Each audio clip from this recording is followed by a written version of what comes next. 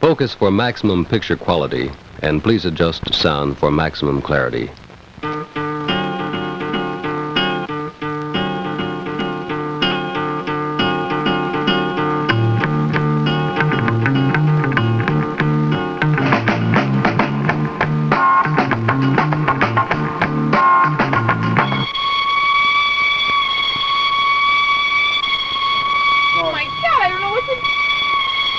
Just hold over here, man, please. Hold.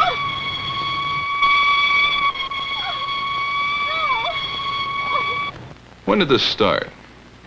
What was the first step of this fatal trip? Why don't you say it? Marijuana. All the uptight people say it. Why don't you say milk? She had milk, too. Well, now that you mention it, she did have milk. It was the first food in her life. But most of us started on milk. Mother's milk or formulas. And most of us are not heroin addicts. So it would seem that the milk argument is either silly or dishonest, because the same thing could be said about orange juice, tomato juice, prune juice, apple juice, frosteds, or water. And we also agree that it isn't true that all people who drink the drug called alcohol or smoke the drug called marijuana will become heroin addicts. Well, what is the truth? Since we all agree that it isn't the food we eat or drink that can make us become heroin addicts, it must be something else. So, since we're talking about a drug called heroin, let's find out from young heroin and ex-heroin addicts if it was a drug. And if so, what drug was it that started them off? But first, since most of us believe that we are not the type to become heroin addicts, because we are different, let's look at some average young people, very much like yourselves, from 14 to 19 years old. Let's really look into their faces. Let's see if there's anything about them that's different from you. Something that would make you say, wow, that's a real drug addict, a dope fiend. Which one of them looks like a heroin addict to you?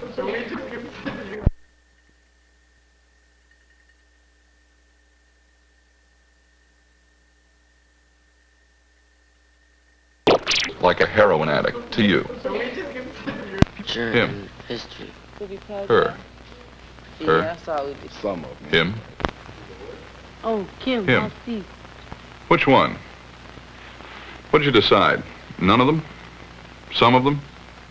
All of them? Let's ask them. Which one of you is, or should we say, has been, a heroin addict? I have. Me too. Me too. Me also. I have. Me too. I have. I have too. Let's go 3,000 miles across the country to the Horizon House in the ghetto streets of New York City's Lower East Side. Let's see if we can discover what made these young ex-heroin addicts start using heroin, especially when they knew how dangerous it was. Was it something inside themselves? Was it another drug? Was it because of poverty, the way they lived? And perhaps we can learn what made them cross the drug barrier and what was the first drug barrier they had to cross. And the first drug that I used, I started off drinking, then I went on to marijuana. What were you drinking? I was drinking wine, beer, and then when I started using marijuana, the high I was getting from it, you know, I wanted something better, because it was not, it wasn't it didn't satisfy me too much after I was using it a while. So I went on to pills. What kind of pills were they? True Downs. And all this happened while you were going to school? Yes. What grade were you in at that time? I think I was in about 7th grade in junior high school. I started drinking liquor and wine, beer, you know, all kinds of beverages. And then after that, I got into the hard stuff. I started snorting. And I snorted it for, let's say, about 6 months. And then after that, like, my friends, they were all skinning and manning, so I wanted to do that too, because, like, I wanted to be with them, you know. Like, everything that they did, I wanted to do it too. So I just went right ahead, you know, like, you know, I was even scared. I was scared of needles. Like, you know, when I was small, I used to say, oh, I'll never take drugs. I'll never put a needle in my arm. But like, you know, when it came up to the day that the needle was there, and I was gonna say, all right, I'll take it. Like, I wasn't scared anymore. I first started out smoking marijuana, you know, with my friends. That was the first thing they started out doing. You know, I just like went along with them, started smoking, you know, smoking on the weekends. Then we started smoking every day.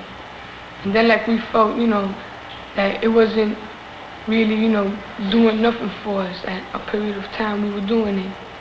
And like, you know, we felt that we should go on to something, you know, stronger. So they started, you know, shooting heroin. And at first, you know, I didn't want to get into heroin because what I used to hear about on the newspaper and on the radio about kids ODing and all this, you know, it had me kind of scared. But, you know, I just went along with it, like, to be accepted with them. I felt that if I didn't do it, that they would, like, push me aside or something like that. I had lots of time in my hands, and I had a group of friends that I hung out, and we really had nothing going. And there were some people, some guys and girls around the neighborhood that were really known as the most together people in the Lower East Side.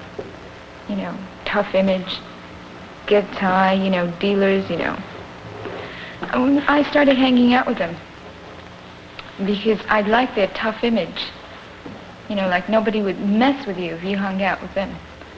And I started like taking pills and medicine.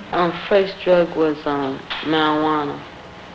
And like it started like me going to school and like seeing my other friends like, you know, use it and like, you know, get a high from it. And I wanted to be accepted by them because like I had a problem with my family. My first drug was alcohol. I was staying with a group of older people, and I had a lot of time on my hands. So one evening, everybody got together and put in a little bit of money, and we had bought some liquor, and we drank. And it took this uneasy feeling I had away, as far as being with people, being on the streets, away from home.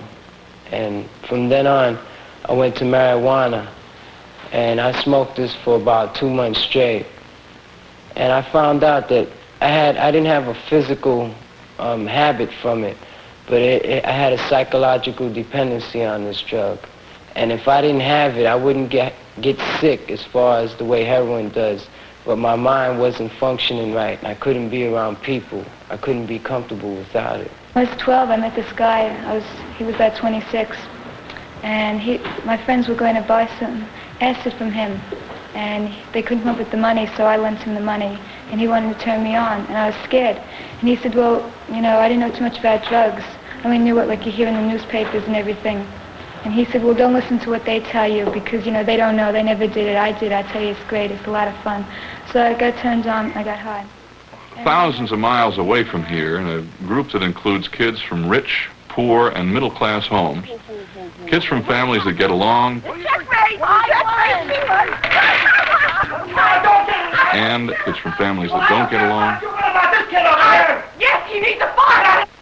and kids from broken homes. There's something we still need to know. Did any of you turn any of your friends on to heroin? Sure, I have. I don't want to be the only one. Yeah, I turned people on. I didn't care if they were my friends or not. I just wanted to have company. Yeah, because I like to give things to people and share things with people. And so if I had any extra dope around, you know, you give it to them. And just hope, you know, they get the same thing you did. Sure, because when I used to get loaded, I felt more comfortable around people that were loaded. No, not really. I usually wait for them to turn me on. Yeah, I turned some of my friends on for the first time. I was selling it, and I had to get them started to support my own habit. Did you know that it was addictive when you turned others on? And if you did know it, can you tell us why you did it? Yeah, but I had the stuff, and I just wanted to get rid of it and make a profit off it. I didn't care if it was addicting. Sure, but I really didn't care at the time. Yeah, sure, but I didn't care. If they wanted to take it, that's the chance they'd have to take. Yeah, I knew it was addictive, but you just don't want to think about things like that, so you just block them out of your mind. And I don't know, now I feel really bad about it. That wasn't my problem at the time. I needed the money to support my own habit. What happened to them I really didn't care about. What you've seen is true. No one made any of these young people say anything they didn't want to say. They said what they did because they know what being addicted to heroin can do to you. The addict knows that when you're addicted to heroin, especially if you're addicted long enough, you'll need more and more heroin to keep from feeling the withdrawal pains. So that sooner or later, as you take bigger and bigger doses, you may give yourself an overdose and die.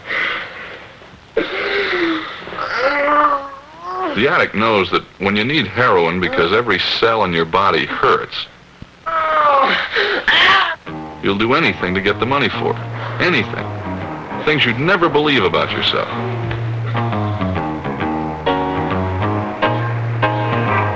And they know that if you keep doing things against the law long enough, you'll get caught.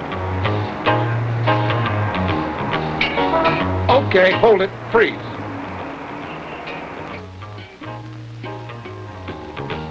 And when the pusher thinks you might tell the police about him, he can get rid of you with a very high-powered, pure heroin dose. Every year, thousands of teenagers die from heroin. Now, wouldn't it be a shame not to be a mother, a father, because you died from an overdose?